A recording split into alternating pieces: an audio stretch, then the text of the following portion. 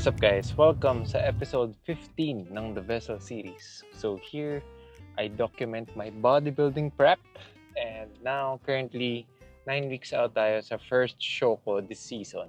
Alis kami ni Madam, pupunta kami somewhere sa Makati and kakain kami sa favorite Japanese spot ko. Well, ang video na to is I'm gonna take you throughout the week or the following days after nito. As always, document lang natin yung prep. Today is a Sunday. Kanina sinundo ko siya madaling araw, tapos nag-steps na ako, tapos nagsimba. And now, bebe time. Ew.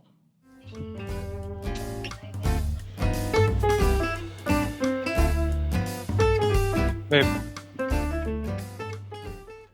Okay, now wait lang namin yung nanay ko and yung mga kapatid ko kasi magkikita kami later sa Greenbelt. But ngayon, naglalakad-lakad lang kami. Try namin puntahan yung It's Vintage. Isa sa parang vintage thrift shops yata or consignment stores dito sa Makati. Recently kasi parang medyo nahihilig ako. Well, dati na rin ako mahilig sa vintage pero recently parang dahil nagugutom ako, mas lagi akong naghahanap ng pwedeng pagkagastosan na hindi pagkain. Ganun yata talaga pag prep. Parang kailangan mo i-distract yung sarili mo. But anyway, yan, naglalakad kami. Mga 15-minute walk. Buti na lang hindi mainit dito.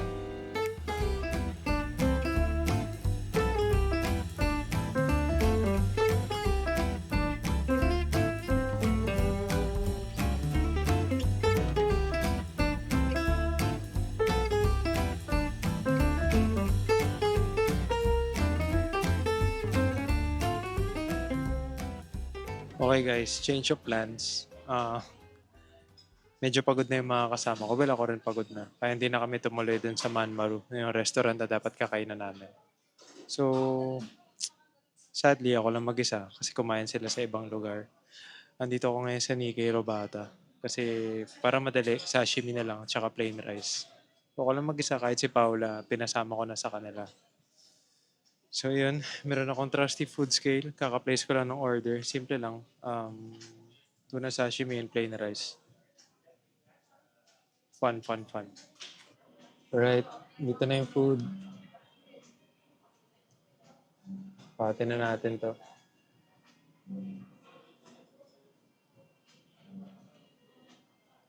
$127.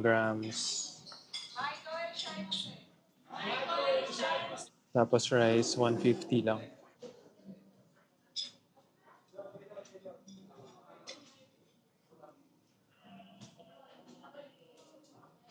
Wow.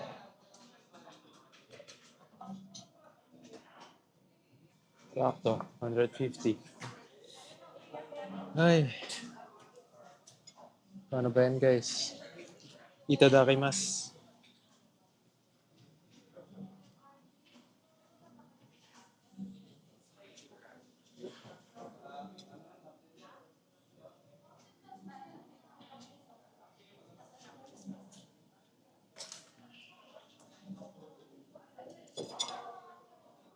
Hindi na ako makapagsalita kasi malungkot ako.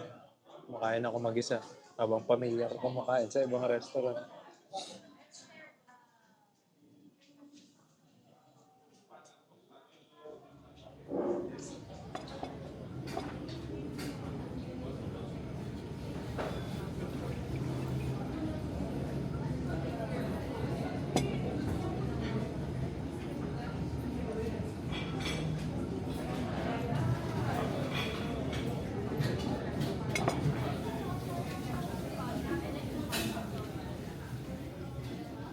What's up guys? Kamusta kayo?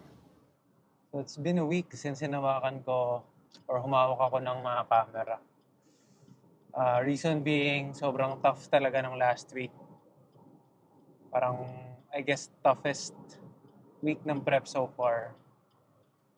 So I'm not gonna get into the details na sobra. Pero, onting life update lang. Maraming na-amplify yung prep na mga internal issues ko sa sarili ko talaga. Na parang, ang dami kong pressure na nararamdaman. And karamihan sa pressure na yun, self-brought. Parang ako mismo yung pumili. And siguro may mga onting realizations lang ako. Ayoko naman gawing excuse na dahil naka-prep ako, maging entitled ako na gawing valid yung mga nararamdaman ko. But ayun nga, I guess isa sa mga biggest underlying issues ko talaga or biggest internal issues ko is sobrang frustrated or parang frustrated pa rin ako dito sa career ko sa social media. Na talagang nagko-contribute siya to my overall mental health. Na to be completely honest, since sa mga few of you na nanonood nito, na hindi ako completely transparent with myself. Na tinatry kong i-convince yung sarili ko na ginagawa ko lang talaga to out of passion, na out of love. Na yun lang yung sole reason kung bakit ko siya ginagawa. Which is, hindi naman talaga. Hear me out. Yung passion to create videos and passion to inspire people and to share my story, yun pa rin yung number one. That, totoo yun. Yun pa rin yung number one reason kung ba't ako ba't ko kino-continue gumawa ng mga content. And yun nga, yung passion ko to create videos and to inspire people and to share my story, yun pa rin yung number one reason kung ba't ako tumutuloy. But, dine-deny ko yung fact na gusto ko rin naman magkaroon ng recognition. Gusto ko rin magkaroon ng numbers. Gusto ko rin sumikat. But dine-deny ko yun. Parang tinatago ko yun. Minamask ko yun. Kaya pagka may mga nangyayaring hindi maganda, especially pagdating dito sa social media performance ng mga videos ko, sa YouTube performance ng videos ko, napo-frustrate ako, yung nagdo-domino effect na siya sa buong mood ko. Inaapektuhan na yung ibang parte ng life ko. I wouldn't say na baka nga phony ako, pero I wouldn't say na completely phony ako. Siguro meron lang akong hindi inaamin sa sarili ko and na-fuck up talaga yung utak ko. Kaya nga I pray or I try to pray na, alam mo yun, sana matanggal na yun. Diba? Sana matanggal na yun sa utak ko. Na gawin ko lang talaga to out of passion and out of love. Yun lang. Yun lang yung onting life update. Ano pa ba mga nangyari nitong past week? Nagdebut yung youngest sister ko. So, lahat kami adults na. And yun nga, siguro nagdo-domino effect lahat ng pressure na dinadala ko sa sarili ko. Siguro number one pressure is to perform here sa social media. I would say na yung prep nga is yung something na meron akong complete control of. Yung ibang mga bagay like work, itong passion projects ko, and yung freelance ko, mas wala pang akong control dun eh. So, I guess I'm thanking God na nag-prep ako kasi at least somewhat may control pa rin ako sa isang parte ng buhay ko. Alam mo yun? So, yun lang, maybe baka mag-skip na kayo sa part na to, pero I just want to share it to you guys. Kasi, so ako maging completely transparent sa sarili ko, first of all, na i-document tong thoughts ko. And second, sa mga nanonood nito na hopefully, kahit na, alam mo yun, somewhat, I guess, sa pag-share ko ng thoughts ko, may ma-realize din kayo about yourselves. So yun lang, dami ko pang pupuntahan. Pinilit ko lang actually yung sarili ko hawakan yung camera kasi sobrang sad boy. Ewan ko ba? Sobrang sad boy era ko na naman. Lagi na lang. Pero ayoko naman isipin na amplified to ng prep or parang dahil sa prep kaya ako ganito. Kasi parang cause of entitlement na yun. Pero anyway, yun lang.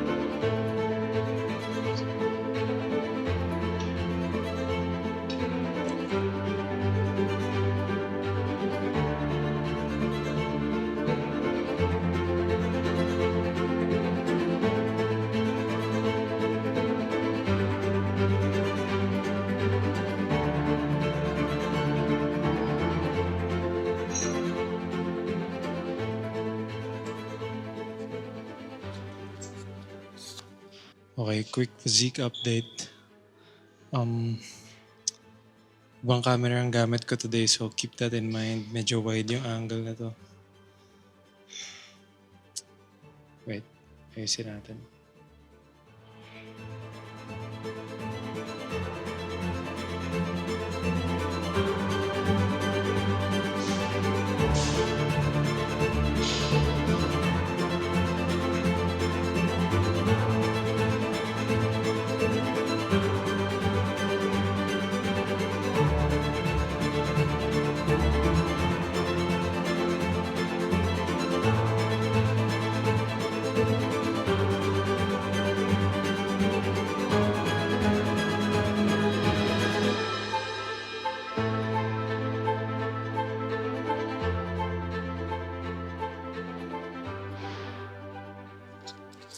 Okay, uwi na. Bye-bye.